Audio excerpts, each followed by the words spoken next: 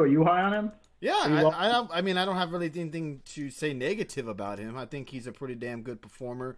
I believe he was trained by Finn Balor, right? Correct on that. He looks just freaking like him, yeah. And I am very curious to see where they go with him. He's seems like he's not going to be losing the NXT Cruiserweight Championship anytime soon.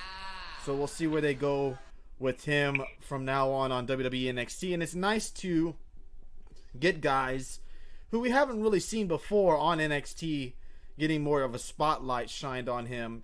And I'm curious to see who's next in line for the NXT Cruiserweight Championship. Do you have any idea who they might go with for the next title shot for Devlin?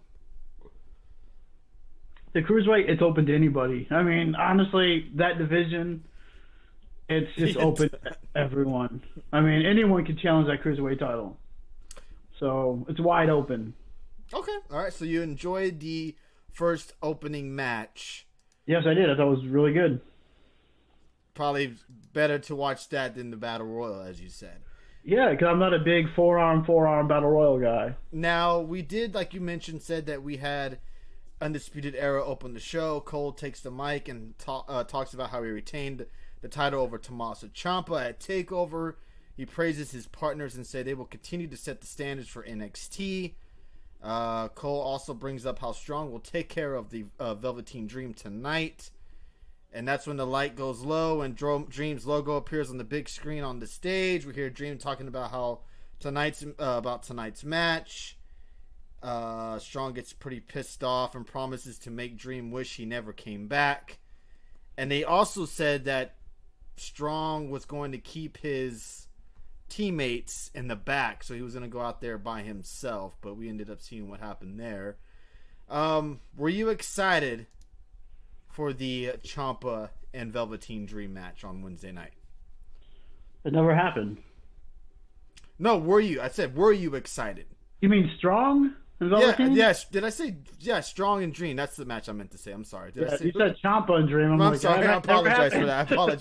Sure, I'd be excited for it, but it never happened. Yeah, I mean, I was looking forward to it. To me, still, I'm gonna ride this dead horse to death. To me, Dream comes off as more as a heel than he does a face in this, and I'm gonna stick with that because it makes no sense to me. He's supposed to be one of your top baby faces. I don't care what you say. Oh, he's coming after him because they all attacked him. To me, having his wife and son like airbrushed on his tights is a heel move, not a face. I mean, I understand where you're saying that on that part. But keep him a heel then. Don't make him this whole... I think it was more, and I know it's a heel move, and I absolutely agree with you. It's something that, back in the past we would see something like Rick Rude do to his opponent. We did. Well, yeah, something like that, and that's what Velveteen Dream is obviously doing, but he's not doing it in a heel fashion. It's more of getting into Roderick Strong's head. And that's where I came off of it. I understand you perfectly on it's a heel move to talk about someone's family, about how you would replace them, yada, yada, yada. But in my opinion on it, it was more of him trying to get into Roderick Strong's head to kind of screw with him a little bit to make it, we've seen the tactics before where a wrestler or someone, boxer, just name anybody, will say stuff to get someone so pissed off just to get them kind of unfocused. And that's what it seemed like that's what Velveteen was doing to try to take Roderick Strong off his game. But I understand where you're coming from on that. But to me, this storyline with him would be so much better if it was reversed. And Roddy was the straight baby face. Okay. And Dream was coming and doing this as a heel. This would be such a great storyline like that. I still don't like Roddy with Undisputed Era because he's a guy by himself. I've always seen him like a Samoa Joe who's always been by themselves. Yes, I know his late run in Ring of Honor. I believe he was with Truth Martini before he won the ROH title. But still, most of his career there, he was a singles guy, a guy Roddy versus the world. I like that Roddy better than I like what they're doing with him now. I think he should be away from Undisputed Era and be his own guy. Okay. That's just my opinion. Ian Dunn says fans cheer for heels nowadays, which is true. Sean is high on Devlin, says Steven. And also, Noob says that tonight I have a couple of news that'll be part of tonight's show and that's Sasha Banks being part of a television show, and Kairi Sane getting married. Yeah, I saw the Sasha Banks television show, which she'll be on the What's that? the damn Star Wars show that's on Disney. No. I can't think of the damn name of it. Shows you how much I've watched it. That's bad. But she'll be Oh, on the that Mandalorian or whatever. Yeah, yes. She'll be on that on season But not 2. till next year. Yeah, yes. But that's why she was gone for a little bit as well. Oh, Big Show. Let's give Big Show some love too then. What is he doing? Fuck Sasha. He got the sitcom coming out on Netflix. Oh, for fuck's sake, Dave. It's gonna be the wrestler. Big Show is gonna be like playing as Disney the wrestler. Plus. Disney Plus. Thank you. Unless the heel is Corbin, fuck him. Says he and done. There you go. Yep. Also, we had Tommaso Ciampa come out. He brings up Takeover Portland, and that's when Austin Theory. Well, we were supposed to get Austin Theory versus someone, and that's when Ciampa comes down, grabs the microphone, talks about Takeover Portland. Austin Theory tries to approach him. He says, "Not tonight. I'm telling you, not tonight."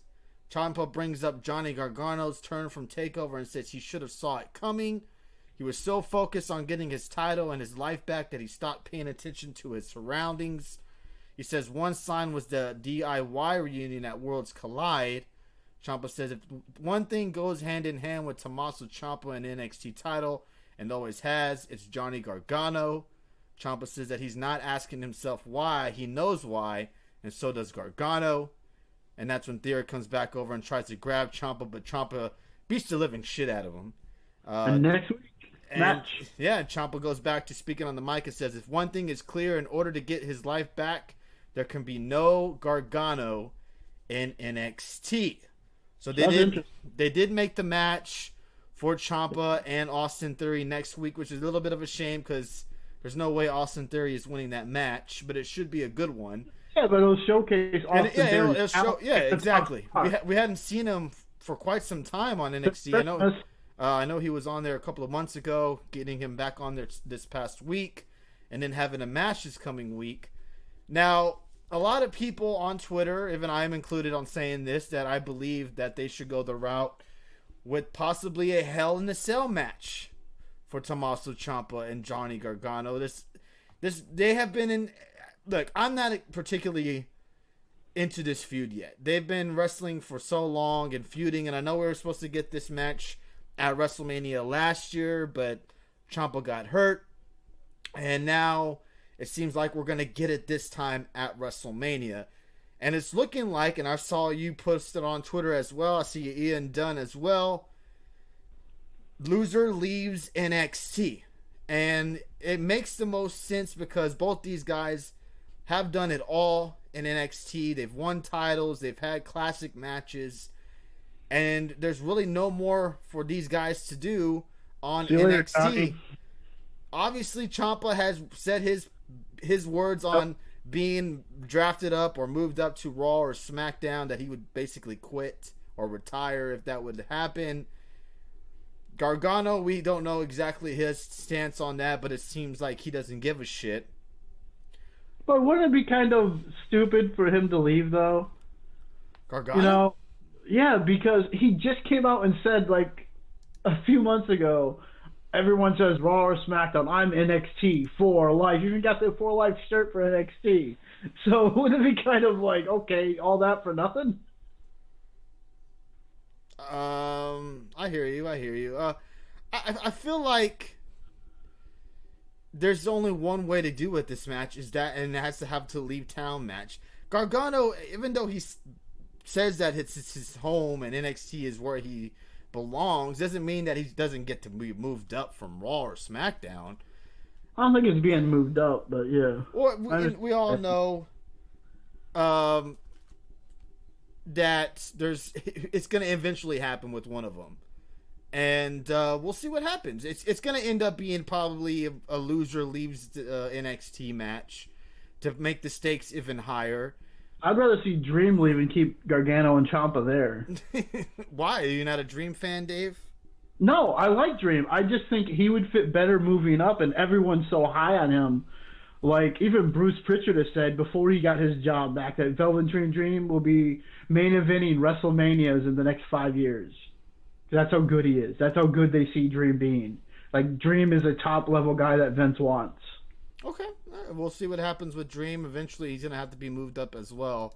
Or moved to Raw or SmackDown. But we'll see what happens there. But it looks I just don't trust them with Gargano.